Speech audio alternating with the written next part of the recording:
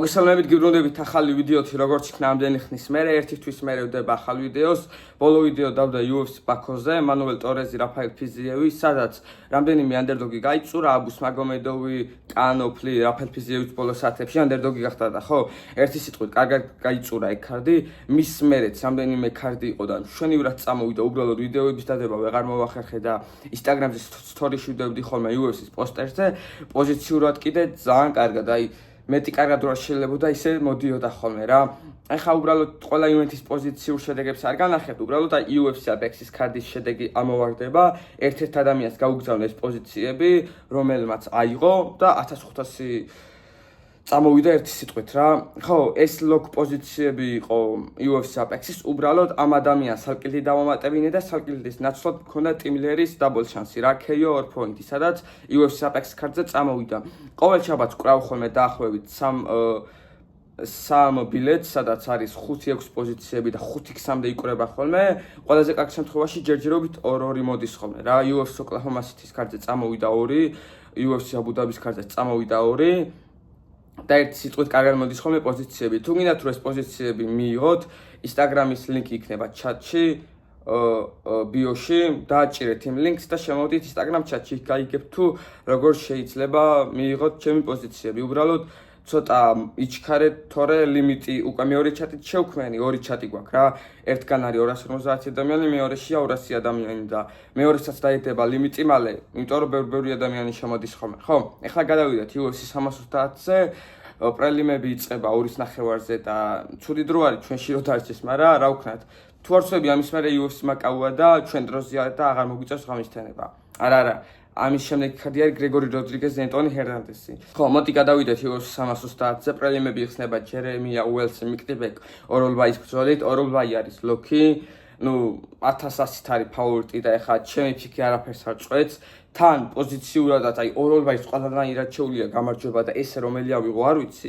ალბათ მე ცოტა ვიხრები უფრო submission-იან decision-ისკენ რა.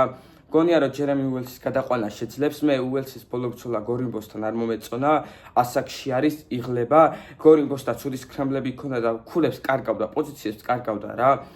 მის fight IQ-ც არ მომწონს და ხო ერთი სიტყვით გონია რომ ოროლბაი შეძლებს გადაიყვანს, შეიძლება ground and pound-ით წამოიღოს ან decision-ია რაღაცნაირად მეჭვება რა. დიდი ალბათობით ფინიში მგონია ოროლბაის. ხო, მომეცით ოროლბაის უბრალოდ გამარჯვება, გადავიდეთ შემდეგ ბრძოლაზე. ხო, კიდე უელსის ბრძოლაზე ერთადერთ ხელარი დაფინიშებული, ჰარისთან დაფინიშდა მესამე რაუნდში, ანაკონდას მოყვა და ძალიან ცუდად უყვავი. ორივე რაუნდს უგებდა და მესამე რაუნდში დააძინა და ერთი სიტყვით ხო, submission defense-ი მაინც და მაინც ცუდი არ აქვს, თუმცა მგონია რომ ოროლბაი მაგის გარკვევა შეძლებს. შემდეგი ბრძოლა არის ნილ მაგნი და რამის ბრაჰიმაჯი. აი ამ ბრძოლაზე prediction-ს გაკეთება არ მინდა, მაგრამ რა ვქნა, ვალდებული ვარ გავაკეთო. გამომიწერეთ Instagram-ზე. აქაც ამონათდება როგორ მაწერია, იქ ბოლო საათებში ვდებ ხოლმე ჩემს საბოლო ფიქებს. იმიტომ რომ აზრები მეცვლება ხოლმე, ჯერ აწონებამდე ვდებ ამ ვიდეოს და ხო, წესით არ უნდა ვდებდე, თუმცა მე ვეღარ მოვახერხებდი დადებას და ბარემ დღეს დავდებ თქო. მაგნი რამის ბრაჰიმაჯი, ვეტერანი ნილ მაგნი, ძალიან გამოცდილი მებრძოლი, რომელიც ბოლო ბრძოლაში დამარცხდა იაროსლავ ამასოვთან და ეხა ეგ არაფერი, ამასოვი ძალიან კაია და დიდი ალბათობით საჩემპიონო მებრძოლი არის. ნილ მაგნი არის კრაფტივეთი რა. მეთი ყავს მესამე რაუნდში დასამითებული და მეთისთან ვინც არ გაქვთ ეგ ბრძოლა ნანახი, მეთის ყავდა თორთები პირველ რაუნდში გილიოტინაზე რა. და რეფერ შეეშალა, ეგონა რომ ნილ მაგნის ეცინა და გააჩერა ბრძოლა, მაგრამ დროც გავიდა და თან ნილ მაგნიმ გააპროტესტა რომ ანუ არ მეძინაო რა და თან დროც გავიდა და გაგძელდა ორივე რაუნდი წააგო ნილ მაგნის და მესამე რაუნდის ბოლო წუთებზე შეძლო და დააკამბექა და ამით იმის თქვა მინდა რომ ნილ მაგნის ძალიან ჩვევია ხოლმე ეს კამბექები რა. მაიკ მალოტთანაც ძალიან მაგარი ბრძოლა დააკამბექა და ვინც არის მაიკ მალოტი ახლა ველტერვეიტში მე პირადად პროსპექტად აღვიქვავ რა. კარგი მებრძოლია და რავი ხალხი ცუდად აჰეითებს, ახლა მგონია რომ ბაკლის გადაულის და ერთი სიტყვით ნილ მაგნი არ არის ჩამოსაწერი რა. კარგად შეუძლია ხოლმე კამბექები და ვინებთანაც აქვს მარცხი ყველასთან აქვს ტოპ ლეველებთან რა. ბრაჰიჯამი არის მეორე მხარეს ძალიან კაი გრეპლერი, გილიოტინებზე მონადირე, ძალიან კარგი submission სკილები აქვს და თუ შეძლო ბრაჰიმაჯმა ნილ მაგნის გადაყვანა, აი გონია რომ დიდ ჩარჩი იქნება, მაგრამ მე ვპიკავ underdog ნილ მაგნის, მგონია რომ შეძლებს და დისტანციაზე დატოვებს ბრძოლას, striking-ში ვფიქრობ რომ უკეთესი არის, წვდომი უფრო დიდი აქვს. რატომღაც ვეჭობ რომ ბრაჰიმაჯი თვითონ ბრაჰიმაჯის ჭიდაობა მე არ მომწონს რა. სორიანოსთანაც ხარვეზები ქონდა, ეგ სორიანომ კარგად დაიცვა თავი. ვფიქრობ რომ ბევრი კლინჩაობა წავა რა. ამ კლინჩაობაში კიდე მაგნის ზოგადად გრძელი კიდურები აქვს და ეგ მაშინებს ყველაზე მეტად დასაფიქად რა. გრძელი კიდურები აქვს, მარტივი არის ნილ მაგნის დასაბითება და გვინახია ნილ მაგნის დაფინიშება, თუმცა მგონია რომ გამოცდილება თავისას იზავს, მგონია რომ დისტანციაზე დატოვებს ბრძოლას და striking-ში დაჯავნის და მგონია რომ დაღრილი რამის ბრაჰიმაჯი შეიძლება მესამე რაუნდში თვითონ აქ დააფინიშოს რა. ნილ მაგნისაც არ აქვს ცუდი submission skill-ები, თან დაღრილზე კარგად შეუძლია ხოლმე რა. ხო, მომეცით ნილ მაგნის მოდი ვიტყვი KO-ან decision-ი. თუმცა უბრალოდ online-ის აღებას გირჩევდით. შემდეგი ბრძოლა არის რაფაელ ტობიასი ლუსა ფერნანდო. ამ ბრძოლაში ვფიქავ ლუსა ფერნანდოს. აი ძალიან მომეწონა ეს ბიჭი რო შევხედე ამის ბრძოლებს რა. face მებრძოლი არის. ბოლო ორ ბრძოლას შევხედე და აი რა პირი ღია დამჩან. ისეთი ლამაზი სტილი აქვს. აი კეფცები სიამოვნებ და რამდენიმეჯერ ჩაუჯექი და ხელახლა უყურე მის ბრძოლებს რა. ძალიან კარგი ქიქები აქვს. საერთოდ ბოლო ბრძოლა low ქიქებით მოიგო, აი ფეხები წააძრო და თან პირველივე რაუნდში რა. თუ არ ვთქვი ქამრის დაცვა ქონდა. კარგად ფლობს ქიქებს, კარგად შეუძლია spinning body shot-ები, აი ფეხებს ხმარობს ძალიან კარგად. striking-ი ძალიან კარგი აქვს. იასის ბოლო ბრძოლა კი გასაგებია რომ ნურგუჟაისთან წააგო და ეხლა ნურგუჟაი ვნახეთ გასულ Apex Cup-ზე რომ მართლა კაი მებრძოლია და ძალიან ვითარდება ბრძოლამდე, თუმცა არ მომეწონა რა. ტობიასი იყო მოსიარულე გრუშა მაგ ბრძოლაში და ეგრეთ თუ იბრძოლა მგონია რომ ფერნანდო წესით უნდა აკენწლოს დგომში რა. Takedown defense-ი რა, კარგი სფროლებია, კარგად იცავდა და ხშირ შემთხვევაში, როდესაც მისი მეტოქი შედიოდა ხოლმე ფეხში, ისეთ სქრემლებს აკეთებდა, რომ თვითონ ის აღმოჩნდებოდა ხოლმე მაღლა ხო? მომეცით ლუკას ფერნანდოს knockout-იან decision-ი რა. მაგრამ ვადევნებ ამ მებრძოლს თვალს, დენავით კონტენტერებზე ერთხელ უკვე იბრძოლა ცეზარ ალმეიდასთან დამარცხდა, თუმცა ხო ცეზარ ალმეიდა არ არის ცუდი მებრძოლი. ის kickboxing-ის ბაზითა და კაი ბრძოლა ქონდა ფერნანდოსთან და მის მერე წააგო აზამატ ბეკოევთან რა. კი ბატონო ბეკოვი ხა ცუდ სერიაზე დგას, თუმცა მაგდროინდელი ბეკოვი იყო კარგ მოგებათა სერიაზე და ძალიან ხმაურიანად შემოდიოდა სანამ ბელგაროუსთან განადგურდებოდა და ხო, ერთი სიტყვით მომეცით ლუკას ფერნანდოს უბრალოდ knockout-იან decision-ი. გადავიდეთ პრელიმებზე და ჩემი აზრით ამ ქართზე ერთ-ერთ ყველაზე რთულად გამოსაცდობ ბრძოლაზე ვისენტე ლუქუე ტრესიან გორი, ძალიან 50-50 ბრძოლა არის. ცოტა არის ფავორიტი გორი, თან ვეთანხმები, თან არ ვეთანხმები რა. ჩემი აზრით ლუქუე თავის კარიერით ერთ-ერთ ყველაზე ცუდ ეტაპზე იმყოფება მიუხედავად იმისა, რომ გასტლეუმი ბოლო ბრძოლაში პირველივე რაუნდში დააფინიშა, იქ უბრალოდ მე გასტლეუმი არ მომეწონა რა. ჩემი აზრით ცუდი საბრძოლო გეგმით იყო გასული რა. ხო მეორე მხარეს არის ტრესენგორი, ჩემი აზრით UFC-ს ნადრევად მოუვიდა კონტრაქტის მიცემა და ცოტა ხანი რო ეცდიათ და იქ LFA-ში გამოცდილება აეხვეჭა, უფრო განვითარებული იყო და მე მიეცათ კონტრაქტი ბევრად უკეთესი იქნებოდა რა. არ დაინდე ჯერ ბრაიან ბეთლიში ახვედრეს, მე კოდი ბრანდაჟი, მარკო ტულიო, როდოლფო ვიეირა და ერთი სიტყვით ხო ნადრევად მოუვიდა ჩემი აზრით UFC-ში. თუმცა ვითარდება მე პირადად მის ინტერვიუებს რო უსმენ, რაღაც ძალიან დუხიანი ტიპი ჩანს და ვფიქრობ რომ ყოველი ბრძოლის მერე უფრო და უფრო უკეთესია და ბრძოლებიდან ბრძოლამდე მართლა უკეთესი ხდება. ბოლო ბრძოლაში აზამატ ბეკოევი თავის საფირმო გილიოტინაზე დაიჭირა მესამე რაუნდში. რა ჩემი აზრით მაგ ბრძოლას უგებდა ბეკოევი და ცუდი შეცდომა დაუშვა. დააძინა გილიოტინით და ხო? დგომში მართლა არ ვიცი ვინ ჯობია, პროსტა არ ვიცი რა. ვისენტე ლუქუეს დგომი ჩემი აზრით ნორმალური არის. აი კელვინ გასტლეუმს მაგალითად რამდენიმე კაი დარტყმა გაუტარა რა. ეგეთი რო გაუტაროს გორს თან გორის გამძლეობაც კაი არის რა. ამტანი მებრძოლი არის. მარკო ტულიოსთან ბევრი კარგი დარტყმები გაატარა და ბევრს გაუძლო რა. ამტანი მებრძოლია ზოგადად გორი. ვფიქრობ დგომში ცოტა უპირატესობა ექნება ლუქუეს, თუმცა მგონია რომ ასაკში არის, რაც უფრო რაუნდები დაემატება, უფრო დაიღლება. ჭიდაობით არ მგონია ჭიდავს, მაგრამ ჩემი აზრით თუ კარგი დარტყმები გაუტარა ლუქუემ, აი როგორც გასტლეუმი პარტერში ჩახვა ნოკდაუნიდან, ეგეთი რამის გაკეთება შეუძლია და ერთი სიტყვით ჩემი პოზიცია არის რომ არ იქნება რაუნდების სრული რაოდენობა ჯერჯერობით რა. ეს არის ჩემი ფიქრი. დავდებ Instagram story-ში საბოლოოდ რა, იმიტომ რომ ხან ერთ ლუქუეზე ვფიქრობ, ხან გორზე რა, ჯერჯერობით ვერ ჩამოყალიბდი და ეხლა გადავიდეთ შემდეგ ბრძოლაზე. დონტე ჯონსონი, ერიკ მაკონი.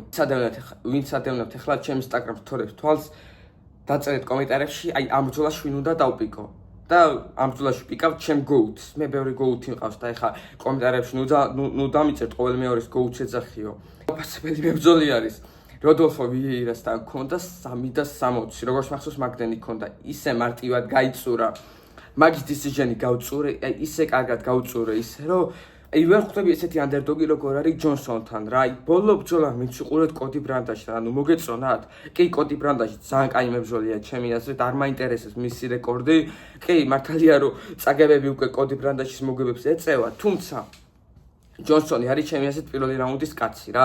თან ეს წონის ცვლილება, როგორც მოგეხსენებათ, ჰეივიეითი იყო პირველი რაუნდის მე იღლება ხოლმე. სედრიკუე დუმასთანაც მე არ მომეწონა. პირველი რაუნდი დუმასმა, წააგო პირველი რაუნდი, მაგრამ კარგად დაიწყო რა. უბრალოდ მეორე რაუნდში რა თავი მიცა და გეგონება მოდი მომახრჩეო, მალე დასრულდეს ბრძოლაო რა. მგონია რომ ერიკ მაკონი ცალსახად დგომში უკეთესი მებრძოლი არის. პარტერში ჯონსონი გადამყვანი არ ამგონია. როდოლფო ვიეირასთან ისე კარგად დაიცვა ერიკ მაკონმა ტეიქდაუნები კი გადაიყვანა, თუმცა პირველი რაუნდის მერე ვიეირას აღარ გამოდიოდა რა ტეიქდაუნები.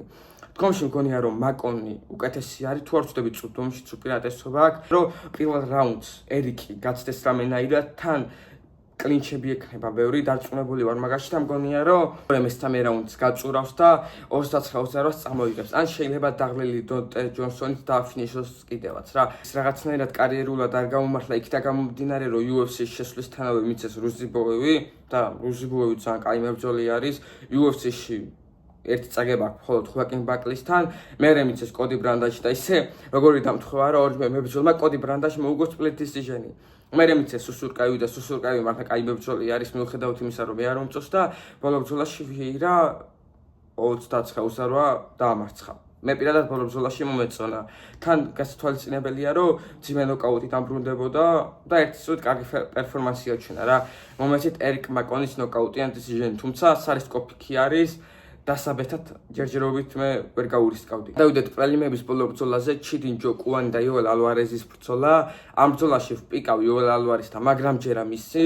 მიუხედავად იმისა, რომ ბოლო ბრძოლაში ამასოვმა განადგურა და ის იმ ბრძოლაში ალბათ წუთი არ მოუგია.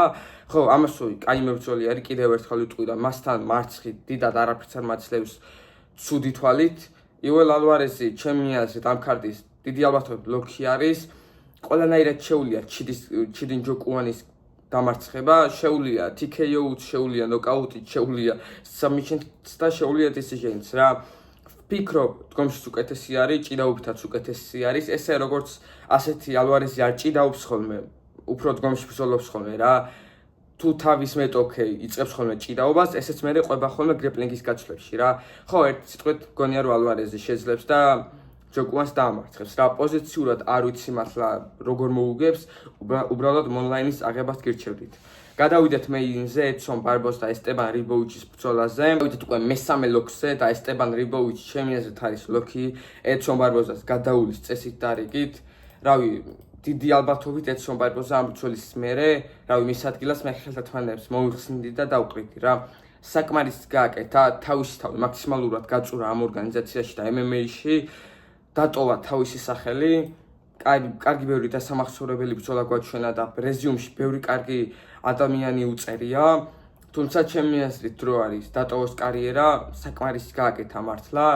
ბოლო ბრძოლაში ტარდერმა გადაუარა პირველივე რაუნდში, აღარც გამძლეობა აქვს, აღარც კარდიო აღარ აქვს, შენელებულია, რეფლექსები დაკარგული აქვს.